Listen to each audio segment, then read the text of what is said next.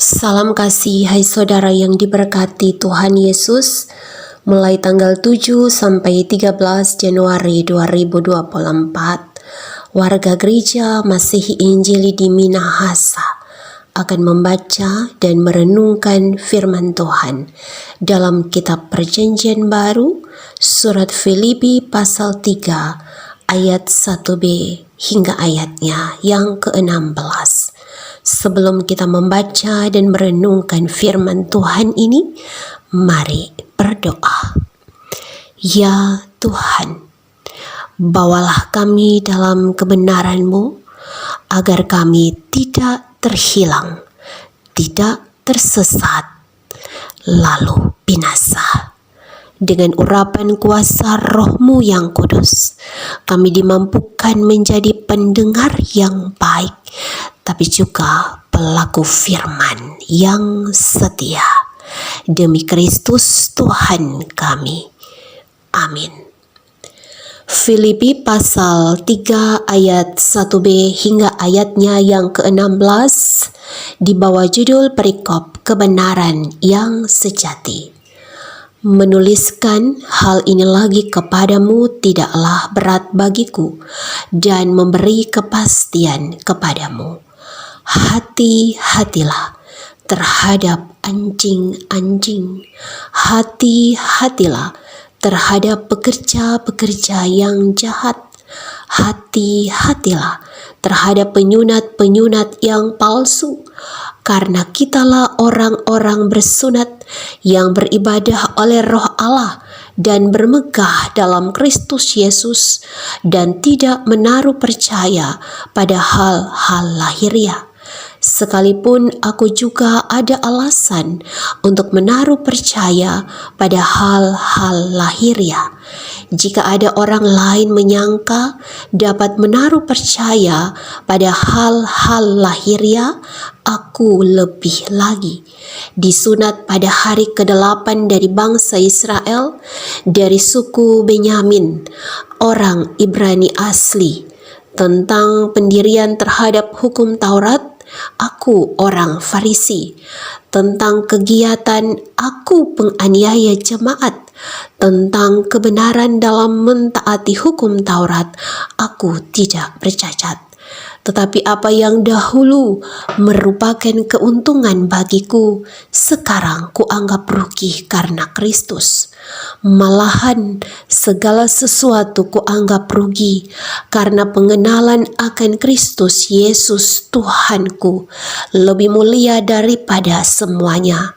Oleh karena Dialah aku telah melepaskan semuanya itu dan menganggapnya sampah, supaya aku memperoleh Kristus dan berada dalam Dia bukan dengan kebenaranku sendiri karena mentaati hukum Taurat, melainkan dengan kebenaran karena kepercayaan kepada Kristus, yaitu kebenaran yang Allah anugerahkan berdasarkan kepercayaan. Yang ku kehendaki ialah mengenal Dia dan kuasa kebangkitannya dan persekutuan dalam penderitaannya, di mana aku menjadi serupa dengan Dia dalam kematiannya, supaya aku akhirnya beroleh kebangkitan dari antara orang mati. Bukan seolah-olah aku telah memperoleh hal ini atau telah sempurna, melainkan aku mengejarnya. Kalau aku dapat juga menangkapnya, karena aku pun telah ditangkap oleh Kristus Yesus.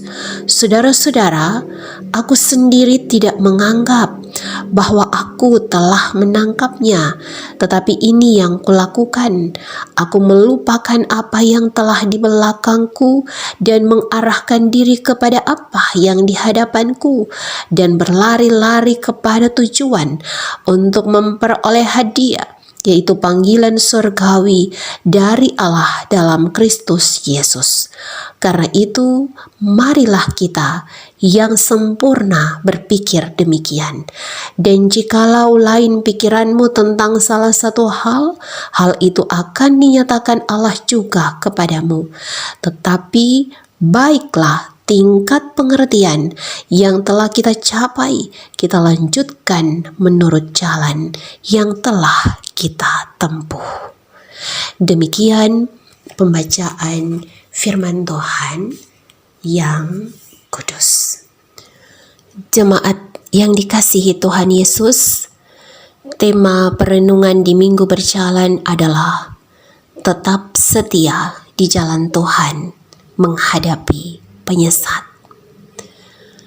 Saudara, perjumpaan Paulus dengan Yesus Kristus di Damsyik dicatat dalam Kisah Para Rasul pasal 9 ayat 3 hingga ayat 5, membuatnya menjadi pribadi yang berubah dalam cara pikir atau mindset, tetapi juga cara hidup.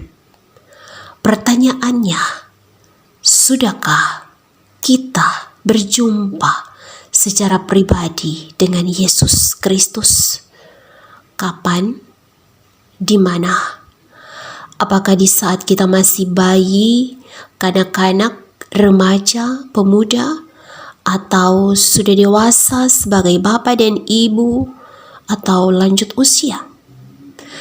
Apakah di saat keadaan kita sedang dalam pencapaian, pada titik yang tertinggi kita sukses, ataupun di titik yang terendah kita gagal? Apakah di saat kita bersuka cita atau di saat kita berduka? Apakah di saat kita sehat atau di saat kita sakit? Karena sesungguhnya Yesus justru yang mau berjumpa dengan kita di setiap musim kehidupan. Dia yang mengulurkan tangan kepada kita. Tapi kita yang terkadang tidak menyambut uluran tangannya.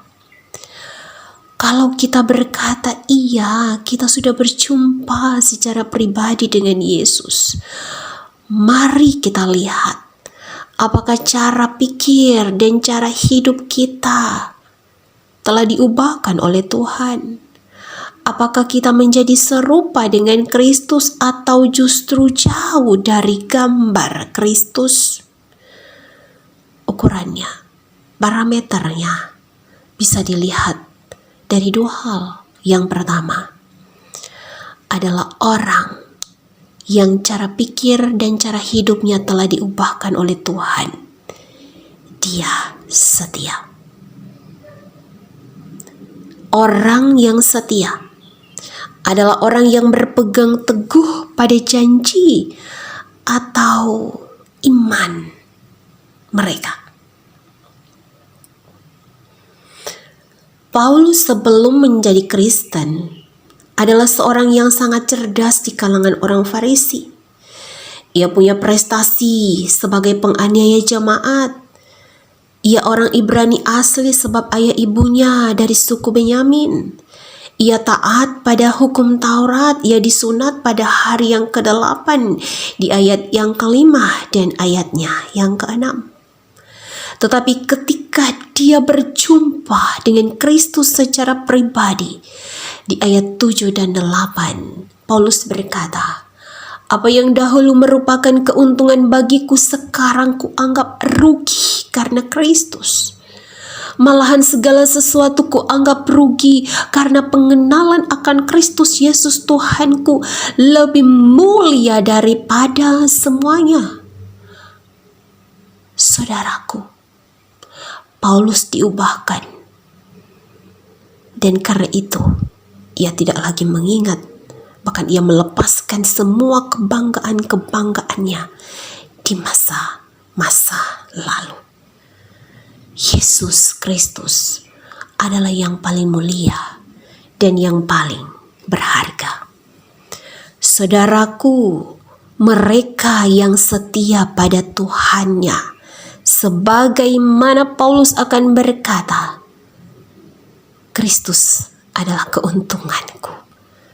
Dan jika dia setia pada Tuhannya, dia pasti setia pada sesamanya, pada keluarganya, pada istri, pada suami, pada anak-anaknya, pada pekerjaannya, pada usahanya, terlebih pada imannya kepada Yesus Kristus. Yang kedua, orang-orang yang cara pikir dan cara hidupnya telah diubahkan, itu akan berhati-hati kepada para penyesat. Penyesat adalah orang yang membawa kita ke jalan yang salah. Penyesat adalah mereka yang membawa kita di jalan yang keliru, bukan di jalan kebenaran. Dan oleh Paulus di ayat 2 disebut sebagai anjing-anjing, hewan yang paling najis, di mana orang Yahudi sering menyebutkan anjing bagi orang kafir. Tetapi justru sebaliknya saat ini Paulus hendak mengembalikan perkataan itu kepada orang-orang Yahudi yang menyesatkan orang-orang Kristen yang ada di Filipi, sebab mereka kembali pada pengajaran bahwa engkau selamat hanya karena hukum Taurat. Paulus berkata penyesat adalah pekerja-pekerja yang jahat, penyunat-penyunat yang palsu. Saudaraku, di masa-masa ini, di era digitalisasi ini, apa yang tidak bisa kita akses? Apa yang anak-anak kita tidak bisa akses? Berbagai pengajaran yang membuat iman goyah, yang membuat keraguan dan kebimbangan tentang ketuhanan dari Yesus. Maka orang-orang yang telah diubahkan cara pikir dan cara hidupnya akan berhati-hati kepada para penyesat, termasuk di dalamnya juga ketika ilmu pengetahuan dan teknologi tak dapat kita gunakan, manfaatkan untuk kebaikan, tetapi justru dia yang mengendalikan hidup kita. Jemaat yang diberkati oleh Tuhan Yesus, ingatlah, ketika kita tetap setia di jalan Tuhan menghadapi penyesat, maka kita akan mengerti bahwa kekristenan tanpa Kristus adalah mati. Sebab pusat kekristenan adalah Kristus, dan kekristenan adalah pengenalan akan Kristus. Siapa dia? Mengapa dia harus menjadi manusia? Dan apa yang telah dilakukan oleh Yesus bagi kita? Itulah kebenaran yang sejati. Amin. Demikian perenungan firman Tuhan, kiranya menjadi berkat. Sampai baku dapat lagi, Tuhan memberkati. Damai di hati. Shalom.